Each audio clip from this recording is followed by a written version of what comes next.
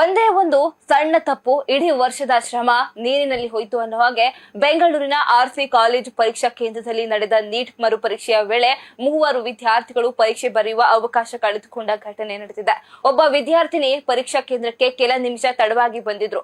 ಆಗಲೇ gate lock ಆಗಿದ್ದ ಕಾರಣ ಸಿಬ್ಬಂದಿ ಒಳಗೆ ಬಿಡಲಿಲ್ಲ. ಪರೀಕ್ಷೆ ಬರೆಯಲೇಬೇಕು ಎಂಬ ಆತುರದಲ್ಲಿ ವಿದ್ಯಾರ್ಥಿನಿ ಗೇಟ್ ಹಾರಿ ಒಳಗೆ ಹೋಗಲು ಯತ್ನಿಸಿದ ದೃಶ್ಯ ಕಂಡು ಬಂದಿದೆ. ಮತ್ತೊಬ್ಬ ವಿದ್ಯಾರ್ಥಿ ಬಸ್ ತಡವಾದ ಕಾರಣ ಅರ್ಧ ಗಂಟೆ ತಡವಾಗಿ ಬಂದು ನಿರಾಸೆಯಿಂದ ವಾಪಸ್ ತೆರಳಿದ್ದಾರೆ. ಇನ್ನೊಬ್ಬ ವಿದ್ಯಾರ್ಥಿನಿ ಹೊಸ ಹಾಲ್ ಟಿಕೆಟ್ ಬದಲಾಗಿ ಹಳೆಯ ಹಾಲ್ ಟಿಕೆಟ್ ತಂದು ಎಡವಟ್ಟು ಮಾಡಿಕೊಂಡಿದ್ದಾರೆ. ದಾಖಲೆ ಸರಿ ಇಲ್ಲದ ಕಾರಣ ಆಕೆಗೂ ಪ್ರವೇಶ ಸಿಗಲಿಲ್ಲ.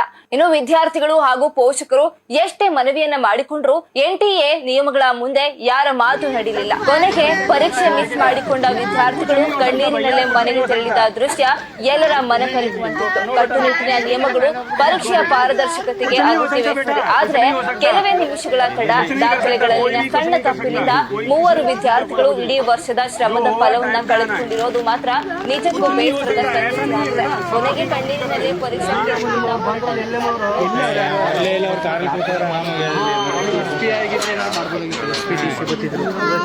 ಅವರು ಬರೋದಿಲ್ಲ ಅಂತ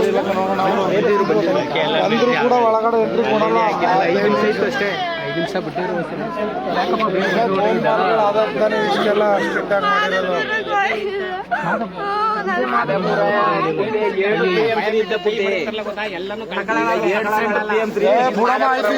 ಬೇರೆ ಲೈಫ್ ಇಲ್ವಾ, ಏನು ಮಾಡಕ್ಕಾಗಲ್ಲ.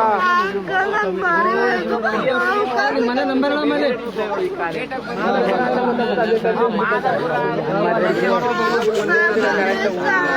ಇಲ್ವಾ.